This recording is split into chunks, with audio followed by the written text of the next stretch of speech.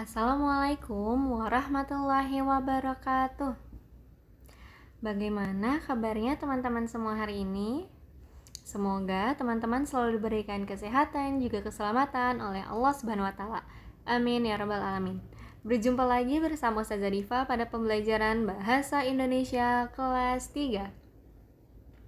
Sebelum kita mulai, kita berdoa terlebih dahulu ya. Sikap berdoa: tangannya diangkat, kepalanya ditundukkan. Membaca basmalah bersama-sama. Bismillahirrahmanirrahim. Dengan menyebut nama Allah yang Maha Pengasih lagi Maha Penyayang. Doa sebelum belajar: Rabbi zidni ilman warzuqni fahman. Ya Allah, tambahkanlah ilmu kepadaku dan berikanlah aku kefahaman. Amin. Sebelum kita bahas mengenai materi hari ini, izinkan Ustazah Diva membahas tema pekan ini. Tema pekan ini adalah cuaca. Sementara subtema pekan ini adalah pengaruh perubahan cuaca terhadap kehidupan manusia. Sesuai dengan Quran surat Al-Furqan ayat 50 yang artinya, dan sesungguhnya kami telah mempergilirkan hujan itu di antara manusia supaya mereka mengambil pelajaran. Dari ayat tersebut dapat kita ambil pelajaran bahwa setiap yang Allah turunkan di bumi ini, setiap yang Allah berikan kepada kita sebagai umatnya, pasti ada pelajarannya. Dimana ketika Allah turunkan hujan ke bumi ini, maka disitu pun akan ada pembelajaran, akan ada dampak-dampak bagi manusia dan makhluk yang hidup di dunia ini. Bu Diva punya lagu tema pekan ini, kita nyanyi bersama-sama ya. 1, 2, 3. Di musim hujan waktunya yang tepat untuk para petani, saatnya bercocok tanam. Saat kemarau terik matahari dapat dimanfaatkan bagi petani garam. Ada dampak positif, ada dampak negatif dari pengaruh perubahan cuaca. Nah teman-teman, silakan teman-teman nyanyi bersama-sama dengan ayah, bunda, ataupun kakak dan adik. Pengaruh perubahan cuaca terhadap kehidupan manusia. Sesuai dengan lagu yang tadi kita nyanyikan bersama-sama, ada dampak positif, ada dampak negatif. Sama saja dengan artinya ada pengaruh baik, ada pengaruh buruk. Kita bahas satu persatu. Kita akan bahas pengaruh baik terlebih dahulu. Pengaruh baik terhadap tumbuhan. Ketika hujan, pastinya akan ada air di mana-mana.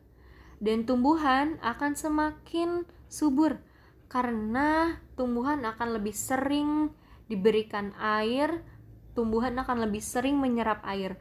Maka tumbuhan tersebut pun akan cepat tumbuhnya, akan cepat suburnya. Dan ketika tumbuhannya subur dan tumbuhannya tumbuh, maka itu akan cepat bagi kita juga untuk dipergunakan dan dimanfaatkan. Selanjutnya, yang teman-teman lihat yaitu ada pakaian yang dijemur. Nah, ketika cuacanya cerah, cuacanya terik, mataharinya mengeluarkan panasnya sangat terik, jemuran atau pakaian yang baru kita cuci lalu kita jemur akan cepat juga mengeringnya teman-teman. Karena pakaian yang kita cuci itu mengandung air dan kita jemur tanpa penghalang di atasnya, maka air yang terdapat di baju tersebut akan diserap oleh cahaya dari mataharinya secara langsung. Sehingga tidak ada perantara antara matahari dan pakaian, maka akan lebih cepat pula pakaian kita menjadi lebih kering. Selanjutnya kita akan bahas pengaruh buruk. Yang pertama yaitu lihat teman-teman di gambar, ada nyamuk dan juga ada anak yang sakit. Artinya penyakit demam berdarah. Dimana ketika hujan tiba itu pasti banyak air yang menggenang. Nah, teman-teman tahu tidak bahwa nyamuk itu bertelur di air? Nyamuk itu sangat senang bila ada air. Maka jika hujan tiba, akan banyak genangan air, maka pula akan banyak pula nyamuk yang hadir di situ. Dan banyak pula telur-telur yang berada pada genangan air tersebut. Ketika nyamuknya semakin banyak, maka resiko terjadinya demam berdarah pun semakin banyak. Semoga kita semua dijauhkan dari penyakit demam berdarah ini, karena demam berdarah ini adalah penyakit yang cukup berbahaya untuk kita. Bahkan yang Ustazah Diva tahu, demam berdarah ini jika kita tidak menanganinya dengan cepat akan menjadi penyakit yang cukup serius untuk tubuh kita. Selanjutnya adalah demam biasa. Nah, demam biasa ini sering disepelekan oleh kita. Padahal demam biasa ini sama dengan penyakit-penyakit yang lain, cukup merugikan diri kita dan tubuh kita. Kenapa pengaruh cuaca itu berdampak kepada demam ya? Karena perubahan cuaca yang cukup ekstrim dan kita tidak tahu kapan atau kita tidak dapat memprediksi kapan adanya hujan lalu berganti menjadi cerah. Nah, itu akan adanya perubahan suhu. Maka tubuh kita pun harus menyamakan dengan suasana atau suhu yang ada. Jika tadinya dingin lalu berubah menjadi panas, maka suhu tubuh kita pun harus cepat-cepat menyesuaikan diri dengan suhu tersebut. Jika tubuh kita tidak sehat atau imun kita sedang lemah, maka yang terjadi adalah kita akan terjadi demam. Kita akan mengalami demam.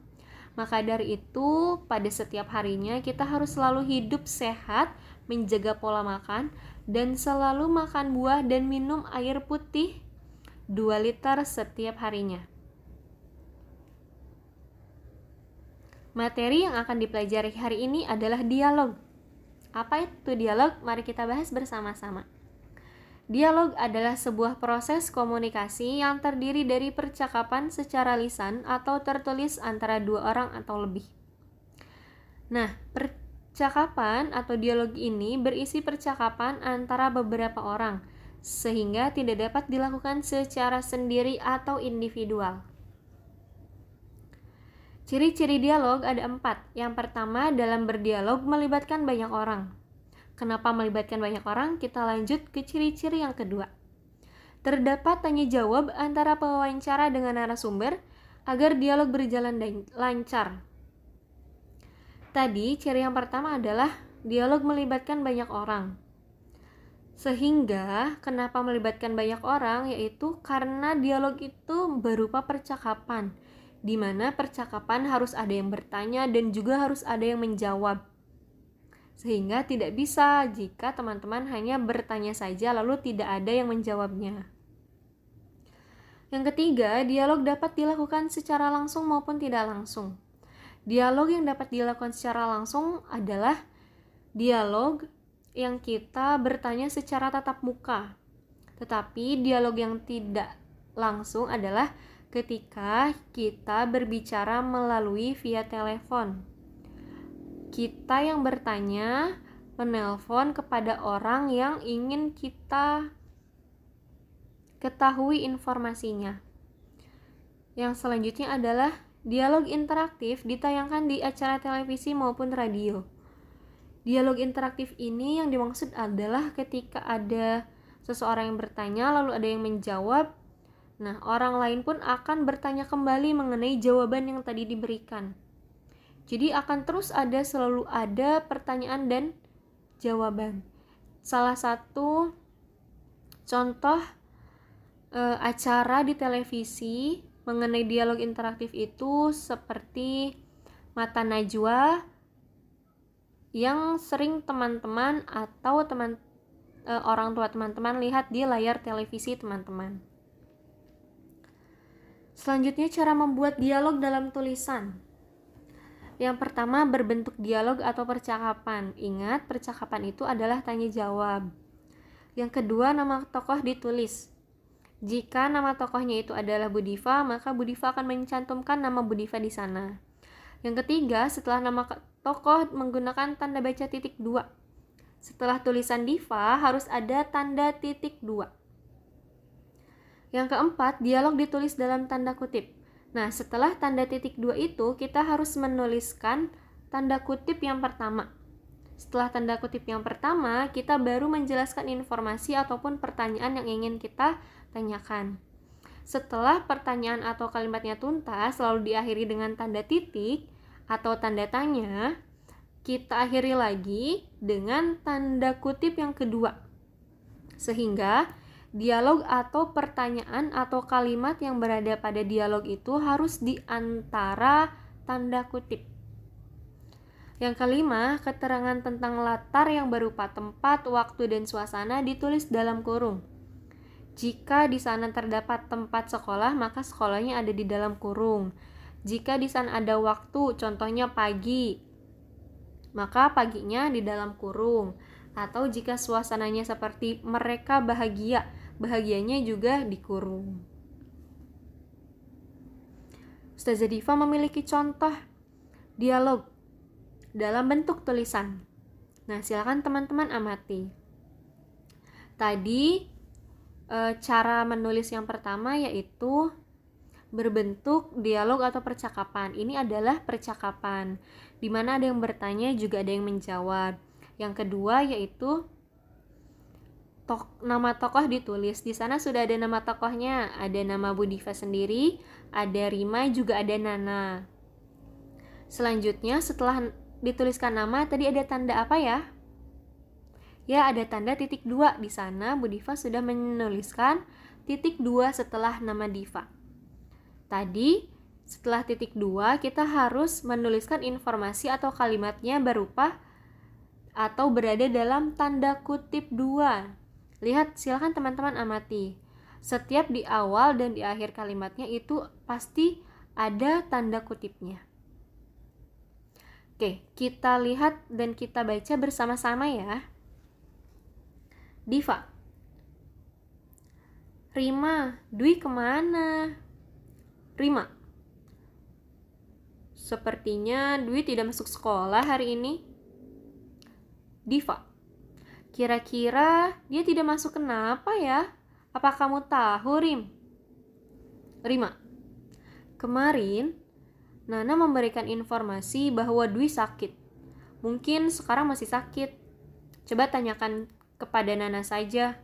Kebetulan mereka berdua rumahnya berdekatan. Diva. Nak, kamu tahu Dwi tidak masuk kenapa? Apakah dia masih sakit? Kamu sudah berkunjung ke rumahnya? Nana. Iya, kemarin mamanya Dwi ke rumahku untuk memberitahu kalau Dwi tidak bisa masuk sekolah karena sakit. Dokter menyarankan untuk beristirahat selama 3 hari. Aku belum menjenguk Dwi. Rencananya nanti sepulang sekolah, aku mau menjenguk Dwi. Kalian mau ikut? Rima. Wah, boleh tuh. Aku ikut jenguk Dwi ya. Bagaimana kamu, Diva? Apakah kamu mau ikut? Diva. Iya, boleh. Nanti kita bawakan buah saja ya untuk Dwi. Rima. Nak, Dwi sakit apa? Boleh makan buah atau tidak? Nana. Dwi sakit lambung, jadi tidak dapat dibawakan buah. Lebih baik kita bawakan roti saja. Diva. Oh, iya. Nanti sebelum ke rumahnya kita mampir ke toko bawakan roti buat Dwi. Nana. Iya, kita kumpul sepulang sekolah. Aku kembali ke kelas dulu ya. Rima. Iya, kami tunggu di depan gerbang sekolah nanti. Nah, tadi informasi yang terakhir adalah ketika dituliskan latar tempat, waktu ataupun suasana, kita harus memberikan tanda kurung di dalamnya. Sampai sini apakah teman-teman ada yang ingin ditanyakan? Jika ada yang ingin ditanyakan, silakan teman-teman tanyakan melalui Google Meet sesuai jadwalnya kepada Ustazah Diva. Lalu jika teman-teman sudah memahami, kita lanjut membahas proyek. Proyeknya adalah membuat teks dialog bersama orang tua di rumah mengenai pengaruh perubahan cuaca terhadap kehidupan sehari-hari. Silahkan teman-teman tuliskan dialog bersama orang tua mengenai perubahan cuaca. Ingat, teman-teman harus menuliskan sesuai dengan tata cara menulis dialog dalam bentuk tulisan yang sudah tadi kita bahas. Ada 5 poin yang harus teman-teman perhatikan. Lalu setelah itu, silakan teman-teman praktikan teks dialog tersebut bersama orang tua dan divideokan. Ingat, ketika teman-teman mempraktikkan bersama orang tua, silakan teman-teman videokan dialognya. Apakah ada yang ingin ditanyakan mengenai proyeknya? Kesimpulan hari ini adalah dialog adalah sebuah tulisan berisi percakapan antara 2 orang atau lebih. Ciri dari dialog adalah tanya jawab dalam pertanyaan atau dalam percakapan tersebut. Ibroh atau manfaat yang dapat kita ambil dari pembelajaran dialog hari ini adalah yang pertama, agar kita mengetahui informasi dan tidak keliru jika ada suatu informasi. Nah, ini adalah kita harus membahasnya terlebih dahulu jika kita mengetahui atau mendapatkan informasi. Kita harus mengecek terlebih dahulu apakah informasi itu benar atau tidak. Yang kedua, agar kita saling menghormati jika ada perbedaan informasi. Jika kita bertanya kepada seseorang dan seseorang itu memiliki pendapat informasinya sendiri, kita pun harus menghargainya. Karena setiap warga negara memiliki hak untuk memiliki pendapat individu. Sampai sini, semoga ilmunya dapat bermanfaat. Kita tutup dengan membaca doa bersama-sama ya. Sikap berdoa, tangannya diangkat, kepalanya ditundukkan. Membaca hamdalah bersama-sama. Alhamdulillahi Rabbil Alamin. Segala puji bagi Allah, Tuhan semesta alam. Doa penutup majelis. Subhanaka Allahumma wa bihamdika asyhadu alla ilaha illa anta astaghfiruka wa atubu ilaik.